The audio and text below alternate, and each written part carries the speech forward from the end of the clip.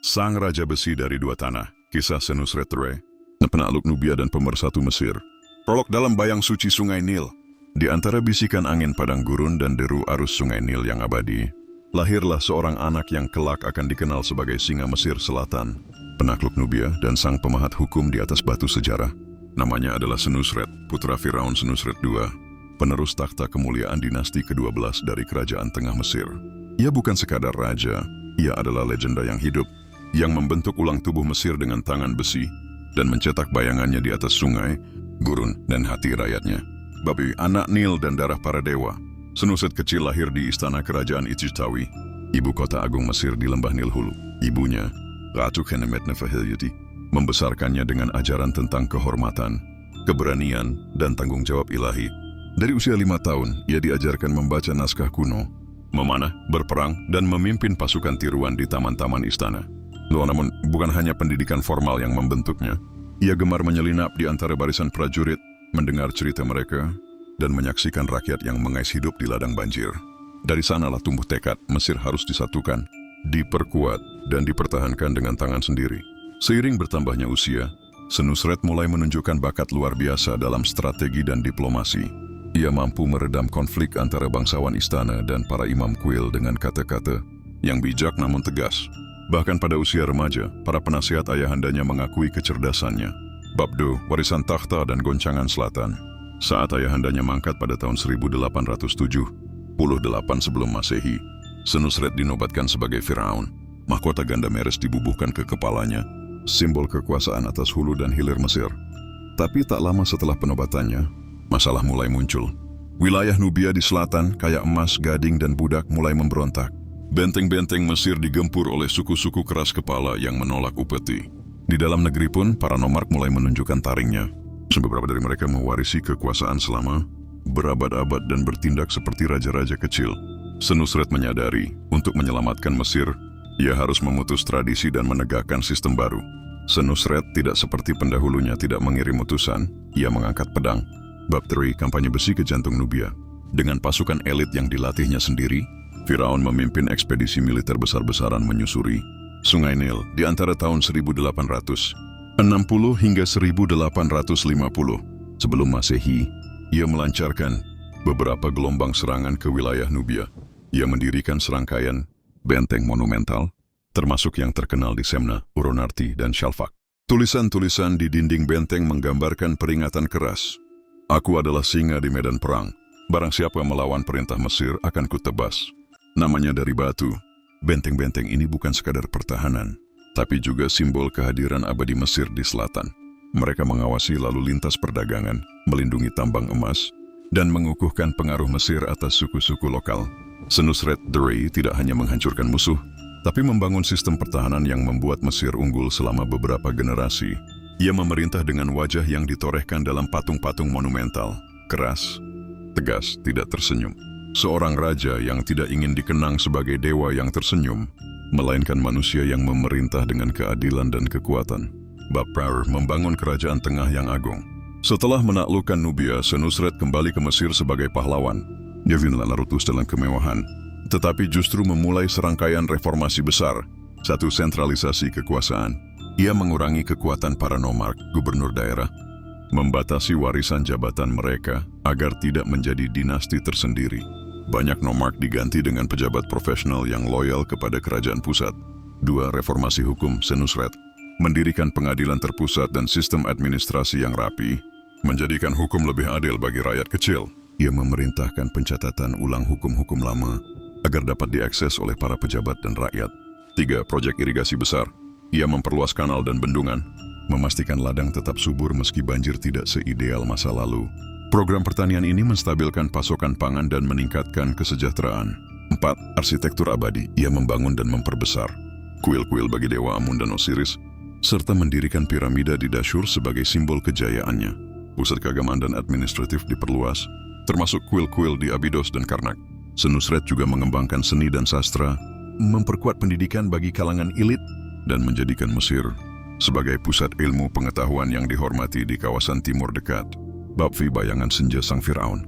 Seiring bertambahnya usia, Senusret mulai menyerahkan sebagian kekuasaan kepada putranya, Amenemhotep namun tetap memegang kendali sebagai raja tua. Meskipun tubuhnya melemah, semangatnya tetap menyala. Di malam-malam sepi, ia sering berdiri di teras piramidanya yang belum selesai, menatap bintang-bintang di atas gurun.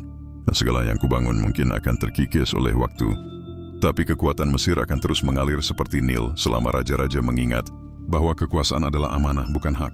Ia wafat pada sekitar tahun 1839 sebelum Masehi dan dikebumikan di piramida merah coklatnya di Dashur, dekat gurun tempat matahari terbenam. Rakyat Mesir mengenangnya dengan lagu-lagu, upacara, dan sesaji di kuil-kuil. Epilog, warisan sang singa. Senusreteri dikenang bukan hanya karena pedangnya, tapi karena visinya.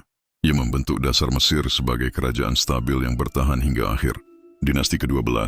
Di kemudian hari, rakyat Mesir menganggapnya dewa hidup, dan pemujaannya tetap bertahan bahkan setelah kematiannya. Patung-patungnya, dengan wajah keras dan mata yang menatap jauh ke depan, menjadi simbol kepemimpinan yang tegas.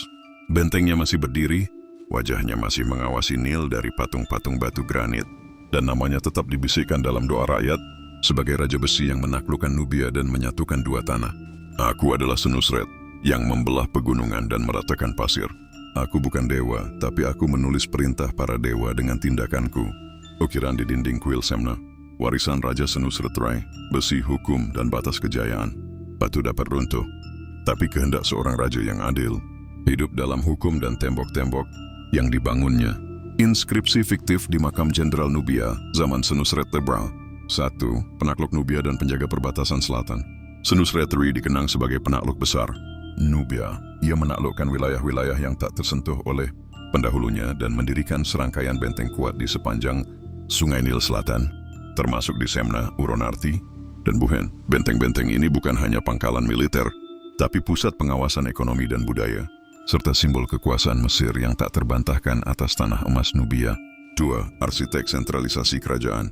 Di masa sebelumnya, Mesir sering digoyahkan oleh para nomark, gubernur lokal, yang sangat kuat dan nyaris otonom. Senusreteri secara sistematis mengurangi kekuasaan para nomark, menggantikan mereka dengan pejabat-pejabat yang ditunjuk langsung dari pusat.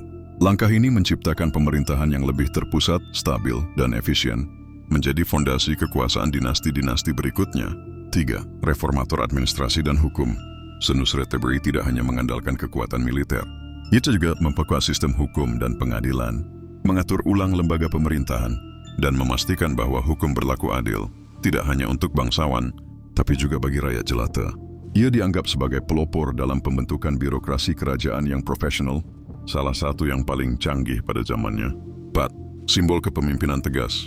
Wajah Senusreteri di berbagai patung dan prasasti menampilkan ekspresi keras, rahang kuat, dan mata tajam. Berbeda dari raja-raja lain yang digambarkan tersenyum dan tenang. Ini bukan sekadar gaya seni, melainkan pernyataan politik bahwa pemimpin sejati tidak hidup untuk dipuja, tapi untuk memimpin dengan ketegasan dan kerja keras. 5. Pembangun arsitektur dan keagamaan. Di bawah pemerintahannya, Mesir menyaksikan kemajuan arsitektur besar. Ia membangun piramida di Dashur, memperluas kuil-kuil untuk Dewa Amun, Osiris, dan Hathor, serta memperindah kota Itjitawi. Banyak inskripsi di dinding kuil yang menyebut Senusret sebagai penerang dua tanah, julukan spiritual yang menegaskan peran sucinya. Nas menginspirasi raja-raja masa depan, raja-raja dinasti ke-13 dan bahkan dinasti ke-18 seperti Thutmose III dan Ramses. Dua menganggap Senusreteri sebagai model kepemimpinan ideal. Beberapa bahkan mengadakan kultus pemujaan terhadapnya sebagai dewa pelindung kerajaan dan perang. 7. Menjadikan Mesir kembali sebagai adidaya. Setelah masa-masa ketidakstabilan sebelumnya, di bawah kepemimpinan Senusreteri, kerajaan tengah mencapai puncak stabilitas dan kemakmuran. Ia mengubah Mesir dari kerajaan rapuh menjadi kekuatan regional yang disegani, dengan sistem ekonomi dan logistik yang solid dan hubungan diplomatik yang dikendalikan dengan tangan besi. 8. Legenda yang hidup lebih lama dari fisiknya. Meskipun jasadnya terkubur di Dashur, namanya hidup dalam nyanyian dan cerita rakyat. Dalam legenda-legenda yang menyebutnya sebagai raja tak terkalahkan, pemisah laut pasir, dan sahabat para dewa. Di beberapa kuil, namanya bahkan diukir bersama Osiris dan Amun, menjadikannya setengah dewa di mata rakyatnya. 9. Peninggalan artistik dan budaya. Senusreteri meninggalkan gaya artistik baru yang lebih realistis dan ekspresif.